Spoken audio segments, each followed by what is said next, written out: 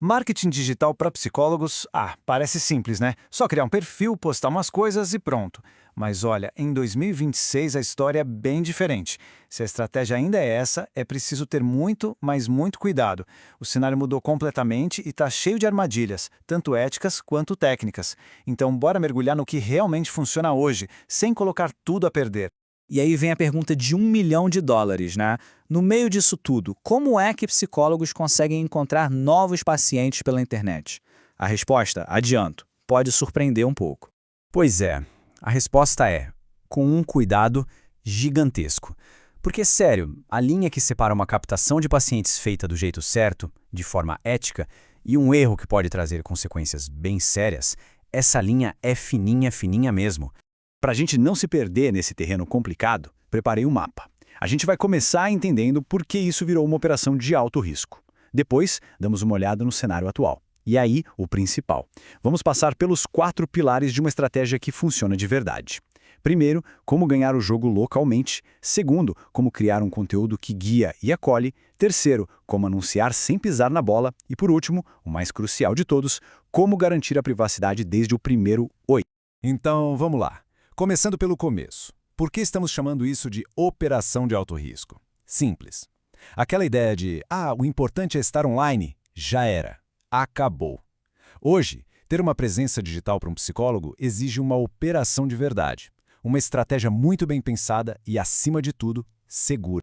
Olha só essa comparação, ela deixa tudo muito claro. O jeito antigo era basicamente divulgação. Sabe, jogar conteúdo nas redes sociais e ficar torcendo para dar certo. O resultado? Totalmente imprevisível. E o risco? Lá em cima. Agora o jogo virou. O jeito novo é pensar como uma operação de marketing. É um sistema, sabe? Um sistema estruturado com posicionamento, presença local forte e um jeito ético de fazer o primeiro contato. Isso traz um crescimento que dá para prever e, o mais importante, protege o profissional. E o custo de errar nessa operação? Nossa, ele é alto. E não é só sobre ter agenda vazia com horários instáveis. O problema é muito maior. A gente está falando de risco para a reputação, que leva anos para construir, risco jurídico de infringir o código de ética do CFP e, claro, o risco de privacidade de dados, que com a LGPD, a Lei Geral de Proteção de Dados, não é brincadeira. As consequências são realmente sérias. Ok, entendidos os riscos, vamos olhar para o cenário de 2026. E aqui a gente encontra um paradoxo bem interessante. De um lado, nunca vimos tanta gente precisando e buscando ajuda para a saúde mental. A demanda explodiu. Mas do outro lado, a competição no mundo digital também está gigante, mais acirrada do que nunca. E só para a gente ter uma ideia do tamanho dessa demanda, dá uma olhada nesse número. É da Organização Mundial da Saúde, a OMS. Mais de 1 bilhão. 1 bilhão de pessoas no mundo todo vivendo com alguma questão de saúde mental. É gente demais. A necessidade de ajuda profissional é, sem exagero, gigantesca e só aumenta. Então, no meio de tanta gente e tanta demanda, como um profissional se destaca? O sucesso hoje depende de entender e jogar com 3 forças principais. A primeira é a confiança. O Google, por exemplo, está cada vez mais esperto em mostrar conteúdo que seja útil, confiável, feito por quem entende do assunto. A segunda força é a presença local. As pessoas procuram ajuda perto de casa. A busca por psicólogo perto de mim é rei. E a terceira são os limites na aquisição. Tanto o Google quanto a Meta têm políticas super restritas para anúncios na área da saúde, e a gente precisa saber jogar dentro dessas regras. Isso nos joga direto no nosso primeiro pilar, vencer localmente. Pensa bem, essa é a base de tudo. Se a estratégia não começar respondendo à busca mais poderosa que existe, aquela com a maior intenção de agendar uma consulta, a busca por psicólogo perto de mim, todo o resto fica mais difícil. E olha, isso não sou eu que estou dizendo, não é achismo, é o próprio Google que abre o jogo. Para ele te mostrar nos resultados locais, ele olha principalmente 3 coisas.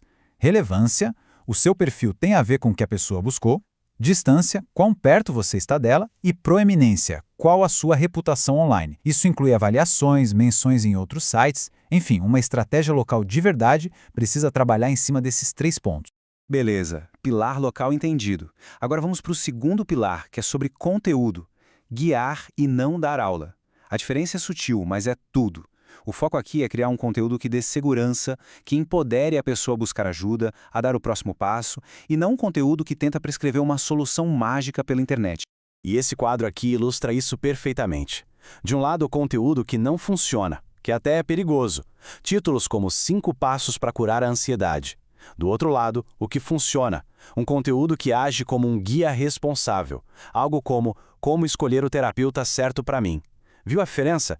O objetivo não é prometer a cura, de jeito nenhum. É reduzir o medo, quebrar as barreiras que impedem a pessoa de procurar ajuda profissional. Chegamos no terceiro pilar, anúncios responsáveis. E olha, essa é uma área onde muita gente boa acaba escorregando. Porque sim, dá para usar anúncios pagos para acelerar o crescimento, totalmente possível. Mas as regras do jogo são muito rígidas. As grandes plataformas, tipo Google e Meta, colocam umas barreiras de proteção bem claras. O texto do anúncio, por exemplo, não pode ter nada sensacionalista, nem prometer resultado. A segmentação, ou seja, para quem o anúncio aparece, não pode usar categorias muito específicas ou problemáticas. E a página para onde o anúncio leva tem que ser super clara, coerente e sem nenhum pingo de exagero. Um passo fora dessa linha e pronto, anúncio bloqueado. E agora, o último pilar. E, na minha opinião, o mais crítico de todos: privacidade desde a concepção. O que isso quer dizer na prática? Quer dizer que toda a jornada de contato, desde o primeiro clique da pessoa no site até a primeira conversa, precisa ser desenhada já pensando em segurança e em respeito aos dados dela. E para a gente entender por que isso é tão sério, a gente precisa falar de um termo específico da LGPD, dado pessoal sensível. E adivinha? Qualquer informação sobre a saúde de alguém entra direto nessa categoria. E o que isso significa? Significa que a lei exige um cuidado triplicado na hora de coletar, usar e guardar esses dados. A responsabilidade é enorme. Então, como se faz isso direito? Com uma jornada de contato que coloca a privacidade em primeiro lugar. O passo 1 é coletar o mínimo possível. O formulário de contato, o chat, só pode pedir o que é estritamente necessário. Passo 2, transparência total. A pessoa precisa saber de forma clara o que vai ser feito com aquela informação. E o passo 3, que amarra tudo, segurança em todos os pontos. Isso não é um diferencial, não é uma opção, é uma obrigação, tanto legal quanto ética. No final das contas, se a gente pudesse resumir tudo em uma única ideia, a grande virada de chave é essa. Em 2026, o objetivo do marketing para psicólogos não é, de jeito nenhum, aparecer mais. É aparecer melhor. É aparecer de um jeito mais seguro, mais ético, com uma estrutura que realmente acolhe e ajuda quem está do outro lado procurando por ajuda. E tudo isso nos leva a uma reflexão final, né? Conforme a nossa vida vai ficando cada vez mais online, que outras profissões que também lidam com informações super sensíveis, sei lá, advogados, consultores financeiros, também não precisam, para ontem, de um manual de marketing ético como esse? Fica aí a pergunta.